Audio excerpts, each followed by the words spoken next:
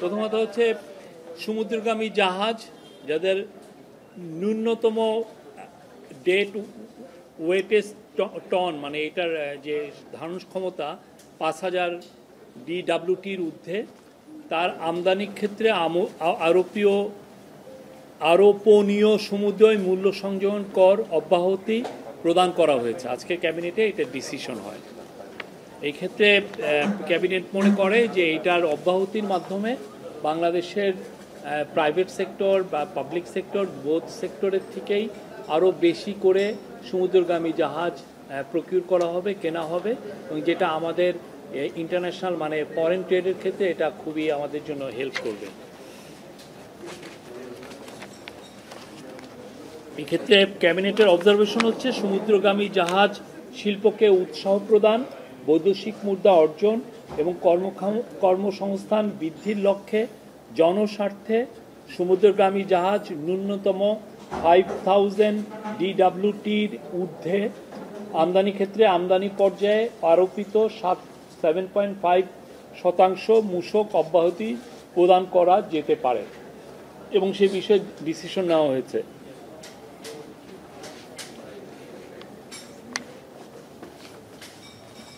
আর আরেকটা ডিসিশন ছিল হলো ফিলিস্তিনি জনগণকে গণহত্যা ও নিষ্ঠুরতম বর্বরতা থেকে রক্ষার লক্ষ্যে নিউ ইয়র্কে অনুষ্ঠিত UN high level international conference for the peaceful settlement of the question of Palestine and the implementation of the two state solution শীর্ষক সম্মেলনে মাননীয় পররাষ্ট্র উপদেষ্টার উপদেষ্টা পরিষদকে অবহিত করা হয়। আপনারা জানেন আমরা ফিলিস্তিন প্রশ্নে আমাদের অবস্থান স্পষ্ট। আর একই আজকে তৌহিদ হোসেন আমাদের ফরেন অ্যাডভাইজার জানিয়েছেন যে আগামী এই মাসের 15 তারিখে আপনি জানেন যে কয়েকদিন আগে দোহাতে ইসরায়েলি অ্যাটাক হয়েছে, তো সেই উপর এটা একটা ইমার্জেন্সি একটা ওআইসির মিটিং ডাকা হয়েছে, ওআইসি সামিট। সেখানে তৌহিদ হোসেন উনি জয়েন করবেন, বাংলাদেশকে রিপ্রেজেন্ট করবেন। এছাড়া আজকের মিটিংয়ে অন্যান্য অনেক বিষয়ে আলাপ হয়। ক্যাবিনেট তরফ থেকে হোম অ্যাডভাইজারকে ধন্যবাদ দেওয়া হয়। আপনি জানেন ডাকসু ইলেকশন পিসফুল হয়েছে সেই বিষয়ে। আর 10টি রিফর্ম কমিশনের যেই সুপারিশমালা আগে দেওয়া হয়েছিল সেগুলোরও একটা রিভিউ করা হয়। সেখানে বলা হয় যে 51টি সুপারিশ বাস্তবায়িত হয়েছে, অন্যান্যগুলো বাস্তবায়ন হচ্ছে। আর শ্রম মন্ত্রণালয় থেকে শ্রম অ্যাডভাইজার জানিয়েছেন যে 82টি শ্রম সংস্কার কমিশনের যে সুপারিশ করা হয়েছে এটা একটা শ্রম আইন সংশোধন হলে এটার আমরা আইন সংশোধনের কাজ ক্যাবিনেট করছেন, এই শ্রম মন্ত্রণালয় করছে। এটা সংশোধন হওয়া মাত্রই এটার বেশিরভাগ অধিকাংশ সুপারিশ এমনিতেই বাস্তবায়ন। আপনারা জানেন শ্রম মন্ত্রণালয় নিজের থেকেই অনেকগুলো রিফর্ম করেছেন, যেটার সাথে আমরা খুবই নিবিড়ভাবে ILO ইন্টারন্যাশনাল লেবার অর্গানাইজেশনের সাথে আমাদের শ্রম মন্ত্রণালয়, আমাদের special envoy on international affairs Lutfey Siddiqui তারা নিবিড়ভাবে কথা বলছেন এবং সেই অনুযায়ী অনেকগুলো রিফর্ম আমরা অলরেডি করেছি। এবং গত বছর আপনারা জানেন একটা বড় অ্যাচিভমেন্ট ছিল একটা 18 পয়েন্টের একটা চুক্তি করা, এটা ত্রিপাক্ষিক চুক্তি। এবং এই অনুযায়ী আপনি জানেন গত বছরের থেকে এখন থেকে প্রতি বছর লেবার শ্রমিকদের যে বেতন কত % বাড়বে সেটাও একটা ডিসিশন হয়েছিল।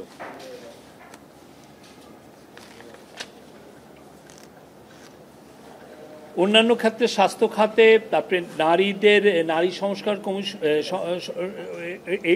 নারীদের জন্য যে সংস্কার কমিশন করা হয়েছে সেগুলো খাতে প্রত্যেকটারই কিছু আপডেট দেওয়া হয়েছে।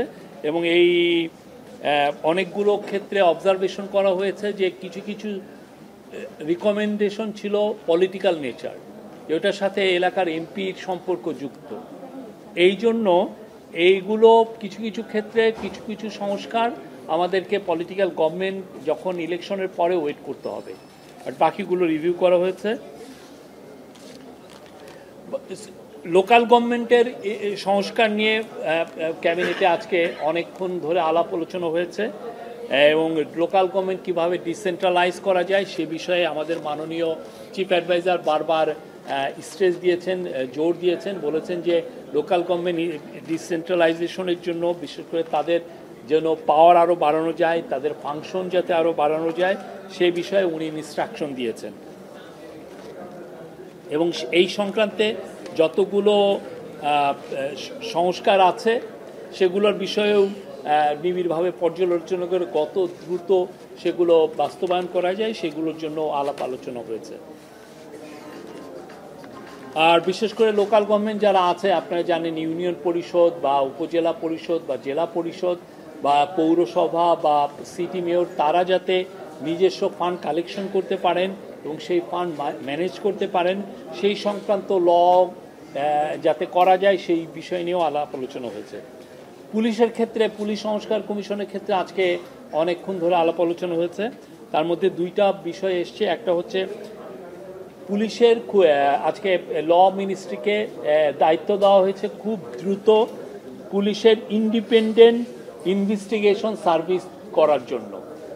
আপনি জানেন পুলিশের ইন্ডিপেন্ডেন্ট ইনভেস্টিগেশন যে তদন্ত করে এটা যাতে ইন্ডিপেন্ডেন্টলি তদন্ত করা যায়, কোনো রকমের কোনো জন্য এটার উপরে রাজনৈতিক বা অন্য কোনো ধরনের কোনো ইনফ্লুয়েন্স যাতে না হয় সেজন্য পুলিশের একটা ইন্ডিপেন্ডেন্ট ইনভেস্টিগেশন সার্ভিস করার জন্য ল খুব দ্রুত এটা হবে। আর একটা হচ্ছে ইন্টারনাল কমপ্লেইন্ট কমিশন, মানে আপনারা পুলিশের মধ্যে যে কমপ্লেইনগুলো এটার জন্য একটা কমিশন করা, সেটার জন্য করা আছে। এবং এই দুইটার দায়িত্ব দেওয়া হয়েছে law ministry, law and justice ministry, ওরা খুব দ্রুত এটা নিয়ে কাজ করবেন। তারা খুব দ্রুত আসিফ নজরুল অ্যাডভাইজার আসিফ নজরুল, অ্যাডভাইজার আদিলুর রহমান খান এবং special assistant and home affairs Khodabux Chowdhury, ওনারা বসে খুব দ্রুত এই কাজটা সম্পূর্ণ করবে।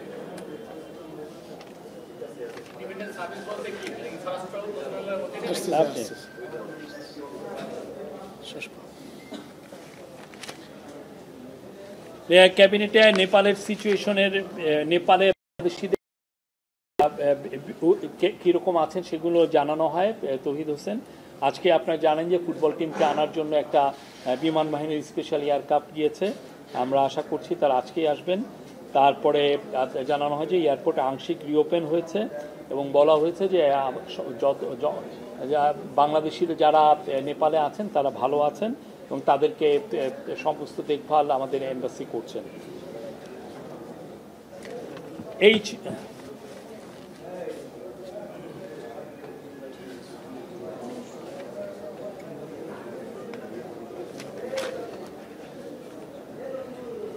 আর মেডিকেল কলেজগুলোতে আপনি জানেন কিছু কিছু মেডিকেল কলেজে কোয়ালিটি টিচারের একটু সংকট আছে, তো সেই বিষয়ে আলাপ হয়েছে যে মেডিকেল কলেজগুলোকে কিভাবে আরও বেটার তারা যাতে ভালো শিক্ষা দিতে পারেন, শিক্ষার মান যাতে কোয়ালিটি ইমপ্রুভমেন্ট হয় সেই জন্য যারা রিটায়ার্ড করেছেন, কিছু কিছু সাবজেক্টে দেখা যাচ্ছে টিচারের সংকট আছে, যারা রিটায়ার্ড করেছেন তাদেরকে কিভাবে এই বিষয়ে সম্পৃক্ত করা যায়, তারা যেন আবার এসে টিচিংয়ে আসতে পারেন কনসালটেন্ট হিসাবে বা অন্য কোনোভাবে, সে বিষয়ে আলাপ হয়েছে এবং এই বিষয়ে কিছু নির্দেশনা আছে। আপনারা খুব শীঘ্রই এটা হেলথ মিনিস্ট্রি থেকে এই বিষয়ে আরও বেশ কিছু জানতে পারবেন।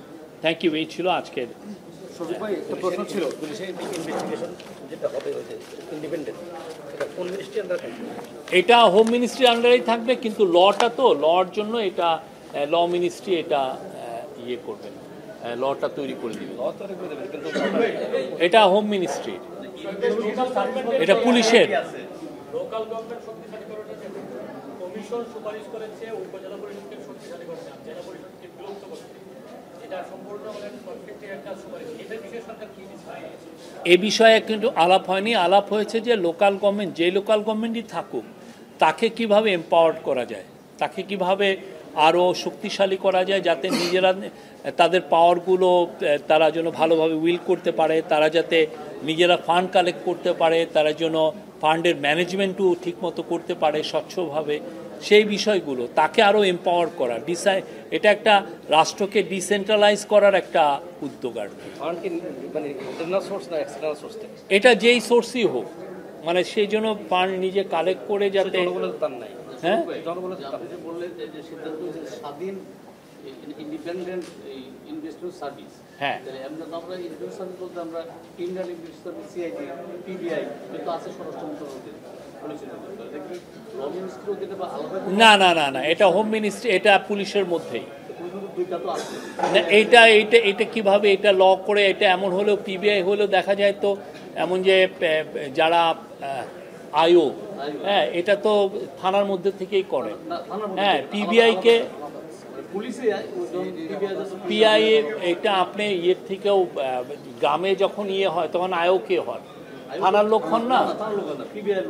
না না না, আপনি জানেন লটা ফ্রেম হলে বোঝা যাবে যে এটা আপনি লটা এটা নিয়ে কাজ হচ্ছে, আপনারা দেখেন লটা হোক তারপরে বাকিটা দেখবেন। শফিক ভাই, এটার বাইরে একটা প্রশ্ন ছিল যে জুলাই সনদ বাস্তবায়নের জন্য 5টা সুপারিশ নতুন করে কমিশন ঐক্যমত কমিশন করেছে, এর মধ্যে গণভোটটা রেখেছে। যদি গণভোটটা আসলে কার্যকর হয় সেক্ষেত্রে ফেব্রুয়ারি নির্বাচনটা পিছিয়ে যাওয়ার আশঙ্কা থাকছে কিনা?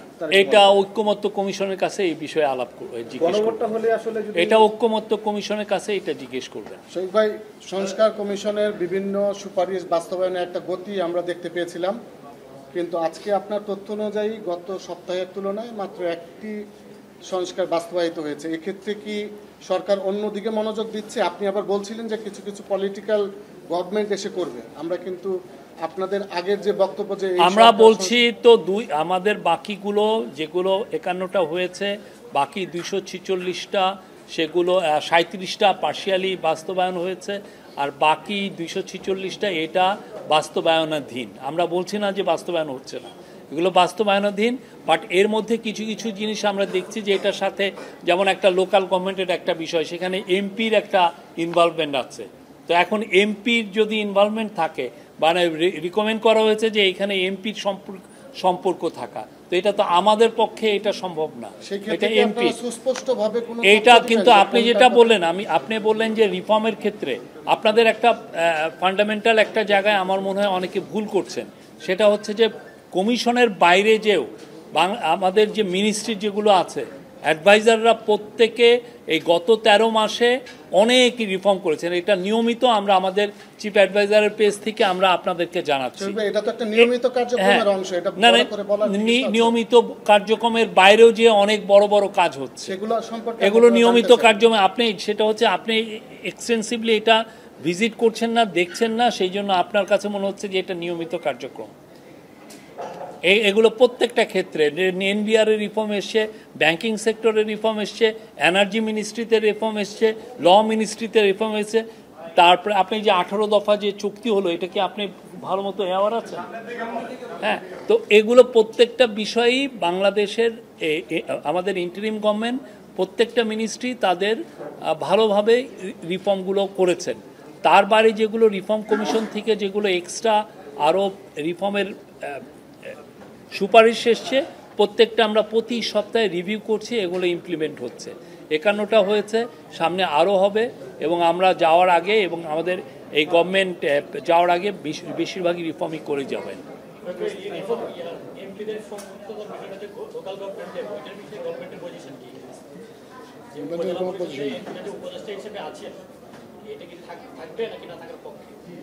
এই বিষয়ে আলাপ হয়নি।